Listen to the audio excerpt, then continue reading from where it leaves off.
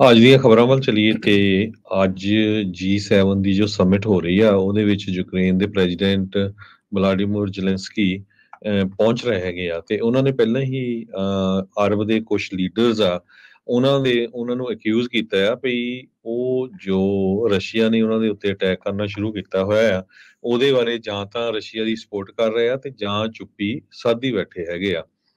Ukraine ਦੇ president ਨੇ ਇਹ ਕਿਹਾ ਵੀ ਸੀਰੀਆ ਨੇ ਓਪਨਲੀ ਸਪੋਰਟ ਕੀਤੀ ਹੈ ਰਸ਼ੀਆ ਦੀ, ਜਦੋਂ ਕਿ ਕੁਝ ਹੋਰ ਮੁਲਕ ਜੋ ਹੈਗੇ ਆ ਉਹਨਾਂ ਨੇ ਕੋਈ ਕਿਸੇ ਤਰ੍ਹਾਂ ਦੀ ਜੋ ਹਾਂ ਜਾਂ ਨਾ ਦੇ ਵਿੱਚ ਗੱਲਬਾਤ ਨਹੀਂ ਕੀਤੀ ਹੈਗੀ ਰਸ਼ੀਆ ਦੇ ਬਾਰੇ। ਸੋ ਅਲਟੀਮੇਟਲੀ ਇਹੀ ਆ ਵੀ ਉਹ ਰਸ਼ੀਆ ਦੀ ਸਪੋਰਟ ਕਰ ਰਹੇ ਹੈਗੇ ਆ।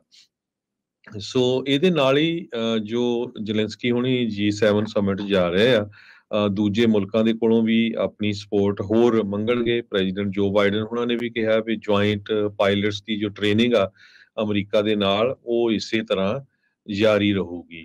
3 ਦਿਨਾਂ ਦੀ G7 ਕੰਟਰੀਜ਼ ਦੀ ਸਮਿਟ ਹੋਣੀ ਆ, ਜਿਹਦੇ ਵਿੱਚ ਦੁਨੀਆ ਦੀਆਂ ਅਮੀਰ ਡੈਮੋਕ੍ਰੇਸੀਜ਼ ਪਾਰਟ ਲੈ ਰਹੀਆਂ ਹੈਗੀਆਂ। ਇੱਕ ਹੋਰ ਵੀ ਵੱਡਾ ਇਸ਼ੂ ਇਹਦੇ ਵਿੱਚ ਡਿਸਕਸ ਹੋਣ ਜਾ ਰਿਹਾ ਵੀ ਕਿਸ ਤਰ੍ਹਾਂ ਰਸ਼ੀਆ ਨੂੰ ਹੋਰ ਆਈਸੋਲੇਟ ਕਰਨਾ ਆ ਤੇ ਚਾਈਨਾ ਦੀ ਜੋ ਡਿਪੈਂਡੈਂਸੀ ਹੈਗੀ ਆ ਬਾਹਰਲੇ ਮੁਲਕਾਂ ਤੇ ਉਸ ਨੂੰ ਕਿਸ ਤਰ੍ਹਾਂ ਘਟਾਉਣਾ ਹੈਗਾ। G7 ਕੰਟਰੀਜ਼ ਦੀਆਂ ਜੇ ਗੱਲਬਾਤ ਕਰਦੇ ਜਾਈਏ ਉਹਦੇ ਵਿੱਚ Canada, France, Germany, Italy, Japan, UK ਤੇ US ਇਹ ਹੈਗੇ ਤੇ ਇਸ ਤੋਂ ਬਿਨਾਂ ਹੋਰ ਵੀ ਬਹੁਤ ਸਾਰੇ ਯੂਕਰੇਨ ਦੇ ਜੋ ਕੰਟਰੀਜ਼ ਬੈਕ ਕਰਦੇ ਆ ਉਹ ਵੀ ਸਪੋਰਟ ਕਰ ਰਹੇ ਆ ਤੇ ਜ਼ੈਲੈਂਸਕੀ ਡਿਪਲੋਮੈਟਿਕ ਪੁਸ਼ ਦੇ ਲਈ ਵੀ ਗੱਲਬਾਤ ਕਰ ਰਿਹਾ ਹੈਗਾ। ਜੀ ਬਿਲਕੁਲ। ਸੋ ਹੁਣ ਕਾਫੀ ਜਿਹੜਾ ਇਹ ਜਾਪਾਨ ਦੇ ਉੱਤੇ ਨਜ਼ਰ ਜਿਹੜਾ ਰਹੂਗਾ। ਯੂਕਰੇਨ ਦਾ ਜਿਹੜਾ ਲੀਡਰ ਆ ਜ਼ੈਲੈਂਸਕੀ, ਉਹਨੇ ਅਰਬ ਲੀਡਰਸ ਦੇ, ਅਰਬ ਨੇਸ਼ਨਸ ਦੇ ਉੱਤੇ ਵੀ ਇਹੀ ਵਾਰ ਕੀਤਾ ਵੀ ਕਹਿੰਦੇ ਵੀ ਉਹ ਰੂਸ ਦੀ ਇਨਵੇਜਨ ਨੂੰ ਸਪੋਰਟ ਕਰ ਰਹੇ ਆ ਤੇ ਤੁਸੀਂ ਇੱਕ ਹਿਸਾਬ ਦੇ ਨਾਲ ਟਰਨਿੰਗ ਏ ਬਲਾਈਂਡ ਆਈ, ਵੀ ਤੁਸੀਂ ਅੱਖਾਂ ਮੀਚ ਲਈਆਂ ਆ ਜੋ ਰੂਸ ਯੂਕਰੇਨ ਦੇ ਨਾਲ ਕਰ ਰਿਹਾ ਹੈਗਾ ਆ। ਇਹ ਜੈਡਾ ਦੇ ਵਿੱਚ ਜਿਹੜੇ ਲੀਡਰਸ ਆ ਉਹ ਉੱਥੇ ਜਿਹੜੇ ਅਸੈਂਬਲ ਹੋਏ ਸੀ, ਇਕੱਠੇ ਹੋਏ ਸੀਗੇ, ਵੀ ਕਹਿੰਦੇ ਵੀ ਸਾਡਾ ਮੁਲਕ ਜਿਹੜਾ ਆ, ਜਿਹੜੇ ਕੋਲੋਨਾਈਜ਼ਰ ਤੇ ਇੰਪੀਰੀਅਲਿਸਟ ਆ, ਉਹਨਾਂ ਤੋਂ ਆਪਣੇ ਆਪ ਨੂੰ ਡਿਫੈਂਡ ਕਰਦਾ ਰਹੇਗਾ। ਸੋ ਕਹਿੰਦੇ ਵੀ ਅਰਬ ਵਰਲਡ ਦੀ ਆਪਣੀ ਜਿਹੜੀ ਹਿਸਟਰੀ ਇਨਵੇਜਨ ਤੇ ਆਕੂਪੇਸ਼ਨ ਦੀ, ਉਸ ਨੂੰ ਚੇਤਾ ਕਰਾਉਣ ਦੀ ਜ਼ੈਲੈਂਸਕੀ ਨੇ ਕੋਸ਼ਿਸ਼ ਕੀਤੀ ਆ। ਹੋਸਟ ਨੇਸ਼ਨ ਸਾਊਦੀ ਅਰੇਬੀਆ ਆ ਤੇ ਸਾਊਦੀ ਅਰੇਬੀਆ ਦੀ ਹੁਣ ਅਮਰੀਕਾ ਵਾਲੇ ਇਜ਼ਰਾਈਲ ਦੇ ਨਾਲ ਸਮਝੌਤਾ ਕਰਾਉਣ ਨੂੰ ਫਿਰਦੇ ਆ। ਚੀਨ ਨੇ ਜਿਹੜਾ ਇਰਾਨ ਦੇ ਨਾਲ ਜਿਹੜਾ ਉਹ ਕਰਵਾਇਆ ਆ।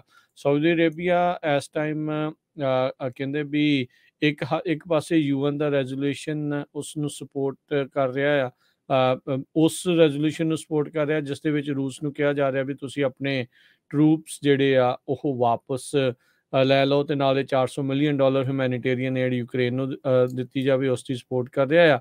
ਤੇ ਦੂਜੇ ਪਾਸੇ ਜਿਹੜੇ ਸੈਂਕਸ਼ਨਸ ਲਾਉਣੇ ਆ ਰੂਸ ਦੇ ਉੱਤੇ, ਉਸ ਨੂੰ ਇਹ ਕਹਿੰਦੇ ਰੈਜ਼ਿਸਟ ਜਿਹੜਾ ਉਹ ਕਰ ਰਿਹਾ ਆ।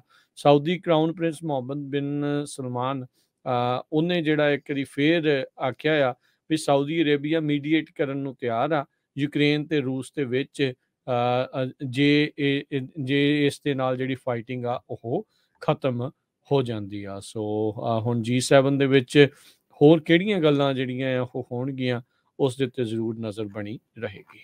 ਪਹਿਲੀ ਵਾਰੀ ਸੀਰੀਆ ਦਾ ਪ੍ਰੈਜ਼ੀਡੈਂਟ ਉੱਥੇ ਪਹੁੰਚ ਰਿਹਾ ਹੈਗਾ G20 ਦੀ ਮੀਟਿੰਗ ਦੇ ਵਿੱਚ।